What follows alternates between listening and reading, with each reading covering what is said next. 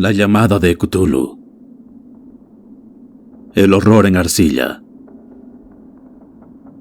No hay en el mundo fortuna mayor, creo, que la incapacidad de la mente humana para relacionar entre sí todo lo que hay en ella.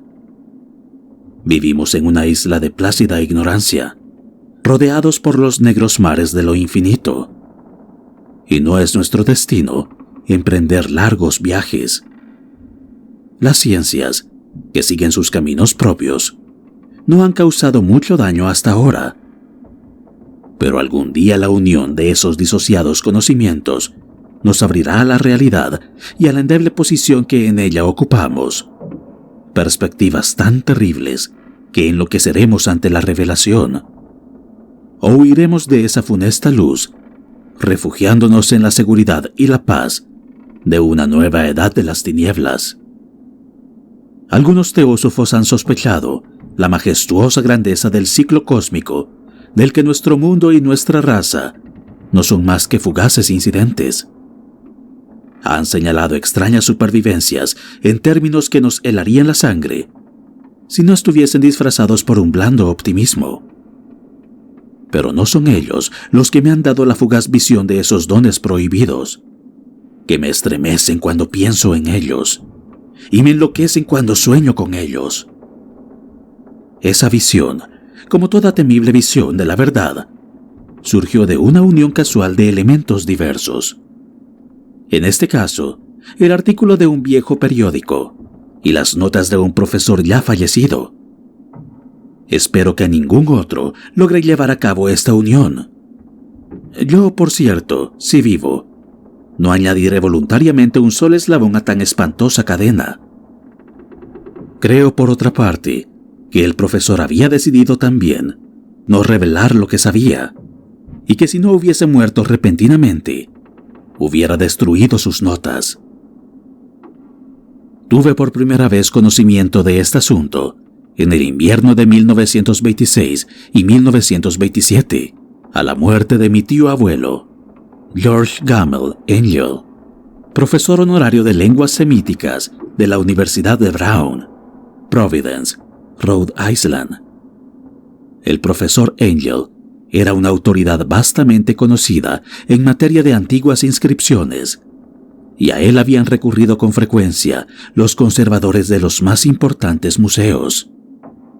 Muchos deben, por lo tanto, recordar su desaparición, acaecida a la edad de 92 años. Las oscuras razones de su muerte aumentaron aún más el interés local. El profesor había muerto mientras volvía del barco de Newport, y según afirman los testigos, luego de recibir el empellón de un marinero negro. Este había surgido de uno de los curiosos y sombríos pasajes situados en la falda abrupta de la colina que une los muelles a la casa del muerto, en la calle Williams. Los médicos, incapaces de descubrir algún desorden orgánico, concluyeron, luego de un perplejo cambio de opiniones, que la muerte debía atribuirse a una oscura lesión del corazón, determinada por el rápido ascenso de una cuesta excesivamente empinada para un hombre de tantos años. En ese entonces no vi ningún motivo para disentir de ese diagnóstico, pero hoy tengo mis dudas, y algo más que dudas. Como heredero y ejecutor de mi tío abuelo, viudo y sin hijos, era de esperar que yo examinara sus papeles con cierta atención. Trasladé con ese propósito todos sus archivos y cajas a mi casa de Boston. El material ordenado por mí será publicado en su mayor parte por la Sociedad Norteamericana de Arqueología, pero había una caja que me pareció sumamente enigmática, y sentí siempre repugnancia a mostrársela a otros. Estaba cerrada, y no encontré la llave hasta que se me ocurrió examinar el llavero que el profesor llevaba siempre consigo. Logré abrirla entonces, pero me encontré con otro obstáculo mayor y aún más impenetrable. ¿Qué significado podían tener ese curioso bajorrelieve de arcilla y esas notas, fragmentos y recortes de viejos periódicos? ¿Se había convertido mi tío en sus últimos años, en un devoto de las más superficiales imposturas? Resolví buscar al excéntrico escultor que había alterado la paz mental del anciano. El bajorrelieve era un rectángulo tosco de 2 centímetros de espesor y de unos 30 o 40 centímetros cuadrados de superficie, indudablemente de origen moderno. Los dibujos, sin embargo, no eran nada modernos, ni por su atmósfera, ni por su sugestión. Pues aunque las rarezas del cubismo y el futurismo sean numerosas y extravagantes, no suelen reproducir esa críptica regularidad de la escritura prehistórica. Y la mayor parte de los dibujos parecía ser ciertamente alguna especie de escritura. A pesar de mi familiaridad con los papeles y colecciones de mi tío, no logré identificarla, ni sospechar siquiera alguna remota relación. Sobre esos supuestos jeroglíficos había una figura de carácter evidentemente representativo, aunque la ejecución impresionista impedía comprender su naturaleza. Parecía una especie de monstruo o el símbolo de un monstruo, o una forma que solo una fantasía enfermiza hubiese podido concebir. Si digo que mi imaginación, algo extravagante, se representó a la vez un pulpo, un dragón y la caricatura de un ser humano, no traicionaré el espíritu del dibujo. Sobre un cuerpo escamoso y grotesco, provisto de alas rudimentarias, se alzaba una cabeza pulposa y coronada de tentáculos. Pero era el contorno general lo que la hacía más particularmente horrible.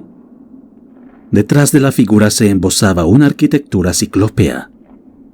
Las notas que acompañaban a este curioso objeto, además de unos recortes de periódicos, habían sido escritas por el profesor mismo y no tenían pretensiones literarias. El documento en apariencia más importante estaba encabezado por las palabras «El culto de Cthulhu», escritas cuidadosamente en caracteres de imprenta para evitar todo error en la lectura de un nombre tan desconocido. El manuscrito se dividía en 2 secciones. La primera tenía el siguiente título: 1925, Sueño y obra onírica de H. A. Wilcox, calle Thomas 7, Providence, Rhode Island. Y la segunda: Informe del inspector John R. Lee Grace, calle Bienville, 121, New Orleans, a la Sociedad Norteamericana de Arqueología, 1928. Notas del mismo y del profesor Webb. Las otras notas manuscritas eran todas muy breves, relatos de sueños curiosos de diferentes personas, o citas de libros y revistas teosóficos, principalmente la Atlantis y la Lemuria perdida de W. Scott Elliot, y el resto comentarios acerca de la supervivencia de las sociedades y cultos secretos, con referencia a pasajes de tratados mitológicos y antropológicos, como la rama dorada de Fraser, y el culto de las brujas en Europa Occidental de la señorita Murray. Los recortes de periódicos aludían principalmente a casos de alienación mental y a crisis de demencia colectiva en la primavera de 1925. La primera parte del manuscrito principal relataba una historia muy curiosa. Parece que el 1 de marzo de 1925, un joven delgado, moreno, de aspecto neurótico y presa de gran excitación, había visitado al profesor Angel con el singular bajorrelieve de arcilla, entonces todavía fresco y húmedo. En su tarjeta se leía el nombre de Henry Anthony Wilcox, y mi tío había reconocido en él al hijo menor de una excelente familia, con la que estaba ligeramente relacionado. Wilcox, que desde hacía un tiempo estudiaba dibujo en la Escuela de Bellas Artes de Rhode Island y que vivía en el Hotel Fleur de Lis, muy cerca de esta institución, era un joven precoz de genio indudable, pero muy excéntrico. Desde su infancia había llamado la atención por las historias y sueños extraños que se complacía en relatar. Se denominaba a sí mismo físicamente hipersensitivo, pero la gente seria de la vieja ciudad comercial lo consideraba simplemente raro. No había frecuentado nunca a los de su propia clase y poco a poco había ido retirándose de toda actividad social. Actualmente solo era conocido por algunos estetas de otras ciudades. La Asociación Artística de Providence, deseosa de preservar su conservadurismo, lo había desahuciado. En aquella visita, decía el manuscrito, el escultor había pedido bruscamente la ayuda de los conocimientos arqueológicos de su huésped para identificar los jeroglíficos. El joven hablaba de un modo pomposo y descuidado que impedía simpatizar con él. Mi tío le respondió con sequedad, pues la evidente edad de la tableta excluía toda posible relación con las ciencias arqueológicas. La réplica del joven Wilcox, que impresionó bastante a mi tío, como para que la reprodujera palabra por palabra, tuvo ese énfasis poético que caracterizaba sin duda su conversación habitual. «Es nueva, es cierto», le dijo, «pues la hice anoche mientras soñaba con extrañas ciudades. Y los sueños son más viejos que la cavilosa Tiro, la contemplativa Esfinge o Babilonia, guarnecida de jardines». Y comenzó a narrar una historia desordenada que de pronto despertó en mi tío un recuerdo. El anciano se mostró febrilmente interesado.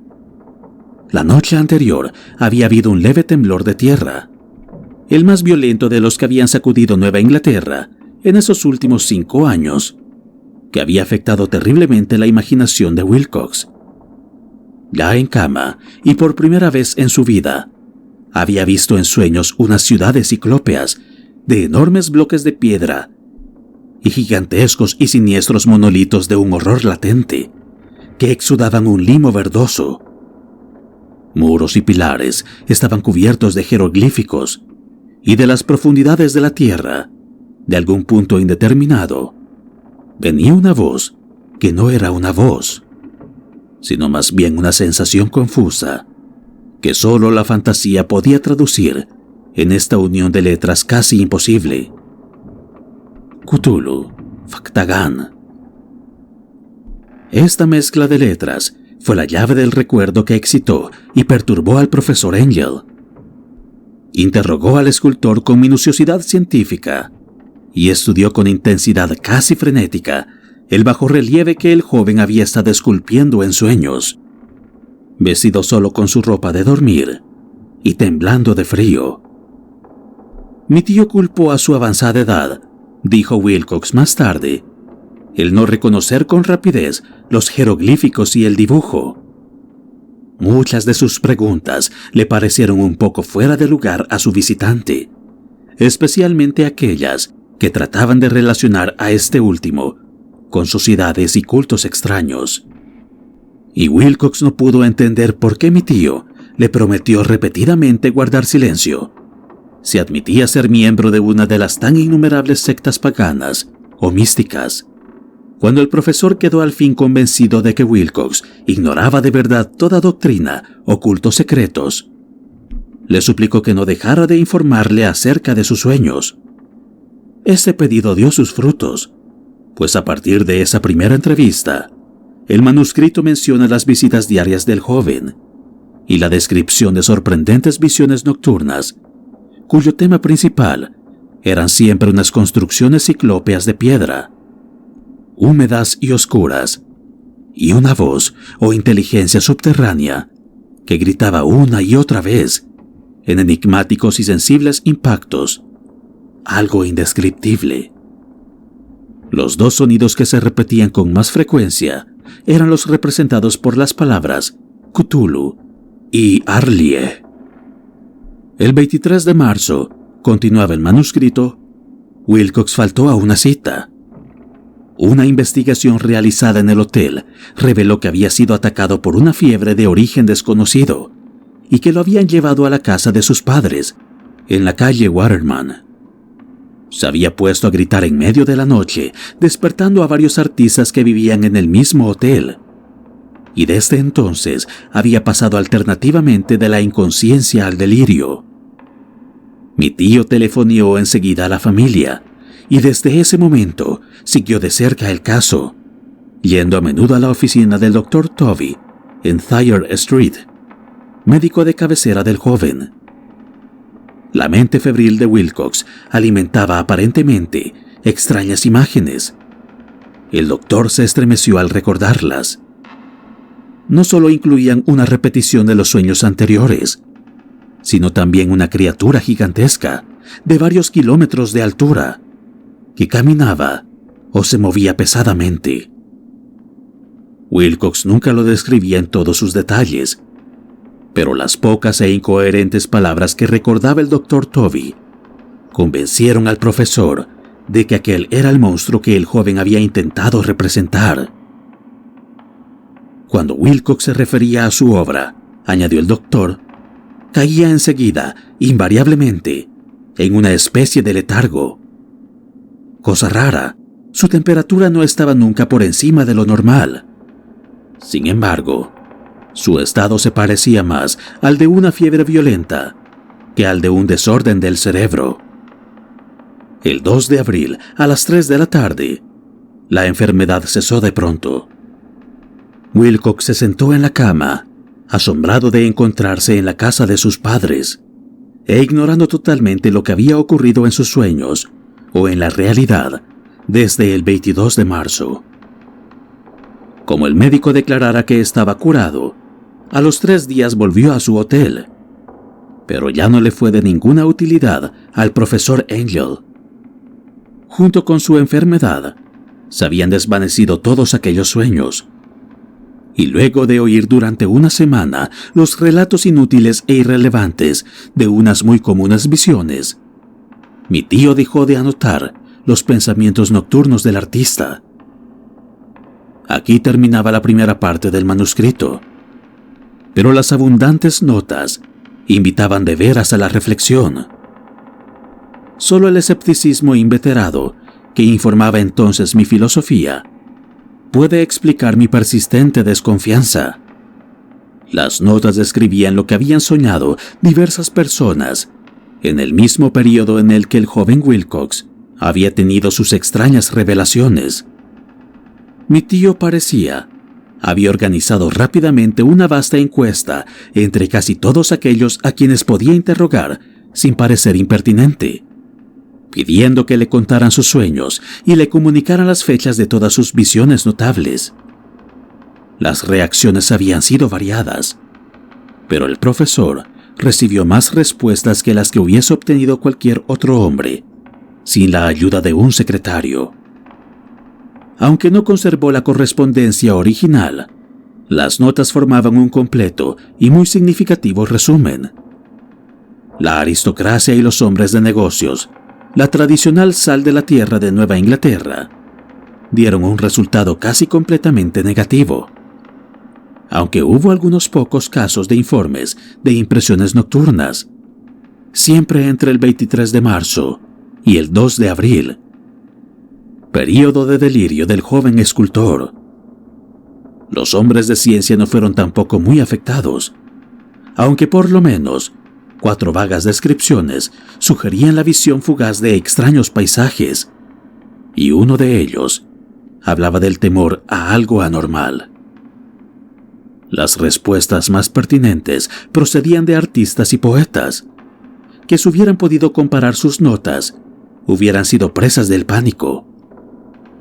Ante la falta de las cartas originales, llegué a sospechar que el compilador había estado haciendo preguntas insidiosas o había deformado el texto de la correspondencia para corroborar lo que había resuelto ver. Por eso persistí en la creencia de que Wilcox, conociendo de algún modo los viejos documentos reunidos por mi tío, había estado engañándolo. Estas respuestas de los artistas narraban una perturbadora historia. Entre el 28 de febrero y el 2 de abril, gran parte de ellos habían tenido sueños muy curiosos, alcanzando su máxima intensidad en el tiempo del delirio del escultor. Una cuarta parte hablaba de escenas y sonidos semejantes a los descritos por Wilcox, y algunas confesaban su terror ante una criatura gigantesca y sin nombre. Un caso que las notas describían con énfasis. Era particularmente triste. El sujeto, un arquitecto muy conocido, algo inclinado al ocultismo y a la teosofía, se volvió completamente loco la noche que llevaron al joven Wilcox a la casa de sus padres. Y murió meses después, gritando que lo salvaran de algún escapado habitante del infierno. Si mi tío hubiese conservado los nombres de estos casos, en vez de reducirlos a números, yo hubiera podido hacer alguna investigación personal. Pero, como estaban las cosas, solo pude encontrar a unos pocos. Todos, sin embargo, confirmaron las notas. Me pregunté a menudo si aquellos a quienes había interrogado el profesor Angel se habían sentido tan intrigados como este grupo. Nunca les di explicaciones, y es mejor así.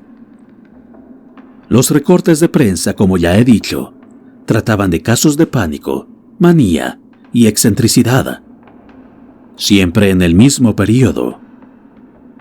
El profesor Angel debió de haber empleado una agenda de recortes, pues el número de estos extractos era prodigioso, y además procedían de todos los rincones del mundo. Uno describía un suicidio nocturno en Londres. Un hombre había saltado por una ventana luego de lanzar un grito horrible. En una confusa carta al editor de un periódico sudamericano, un fanático anunciaba, apoyándose en sus visiones, un futuro siniestro. Un despacho de California relataba que una colonia teosófica había comenzado a usar vestiduras blancas ante la importancia de un glorioso acontecimiento que no llegaba nunca, mientras las noticias de la India se referían cautelosamente a una seria agitación de los nativos, producida a fines de marzo. Las orgías vudúes se habían multiplicado en Haití, y en África se había hablado de unos cantos misteriosos. Los oficiales norteamericanos radicados en Filipinas habían tenido ciertas dificultades con algunas tribus, y en la noche del 22 de marzo, los policías de Nueva York habían sido molestados por levantinos histéricos. Confusos rumores recorrieron también el oeste de Irlanda, y un pintor llamado Ardois Bonnot exhibió en 1926 en el Salón de Primavera de París un blasfemo paisaje de sueño. En los asilos de alienados, los desórdenes fueron tan numerosos que solo un milagro logró impedir que el cuerpo médico advirtiera curiosas semejanzas y sacara apresuradas conclusiones. Una rara colección de recortes, de veras. Apenas concibo hoy el crudo racionalismo con que los hice a un lado, pero quedé convencido de que el joven Wilcox había tenido noticias de unos sucesos anteriores mencionados por el profesor.